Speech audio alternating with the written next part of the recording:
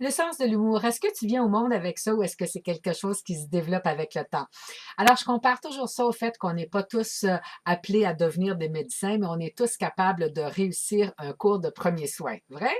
Alors, ce que je veux faire avec vous, avec mon livre Rire et grandir, ce n'est pas de faire de vous des humoristes professionnels, mais je vais vous donner des outils, des trucs qui vont vous permettre de développer ou d'améliorer le sens de l'humour que vous avez déjà pour être capable d'avoir encore plus de plaisir au quotidien.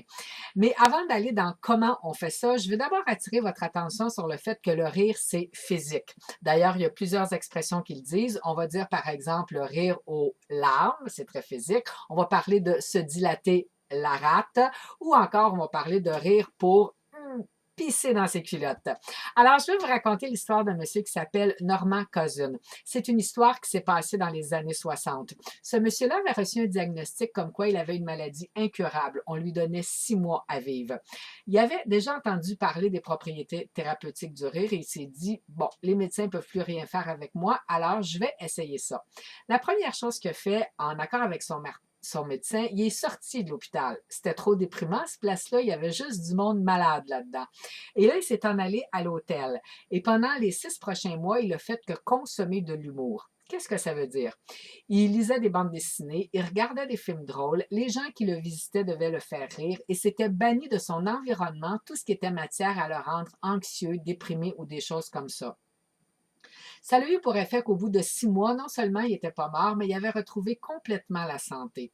Alors, qu'est-ce qui s'est passé dans son système physiologique pour que quelque chose comme ça puisse se produire? On va parler de deux choses dans mon livre Rire et grandir, l'adrénaline et l'endorphine. On connaît tous l'expression être sur l'adrénaline. On est pas mal tous là-dessus actuellement. C'est pas méchant. Un bon stress, ça nous amène dans l'action. Mais quand on est juste là-dessus, à un moment donné, on finit par être un paquet de nerfs pour nous et pour les autres. Tandis qu'être sur l'endorphine, c'est complètement le contraire. Vous avez tous, à un moment donné, expérimenté une bonne crise de fou rire, hein?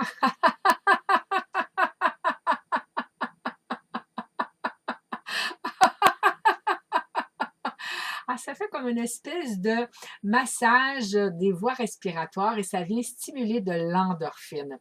Alors, ce qui s'est passé avec Monsieur Cousin, c'est qu'il a tellement stimulé d'endorphine dans son système que c'est venu le calmer. Comme le rire a cet effet-là de nous calmer, c'est venu ensuite renforcer son système immunitaire et c'est ça qui lui a permis de dépasser la maladie. Pour les sceptiques d'entre vous, ce monsieur-là a écrit un livre. Vous pourrez avoir toutes les coordonnées dans mon livre Rire et grandir. Et je vous souhaite une excellente journée.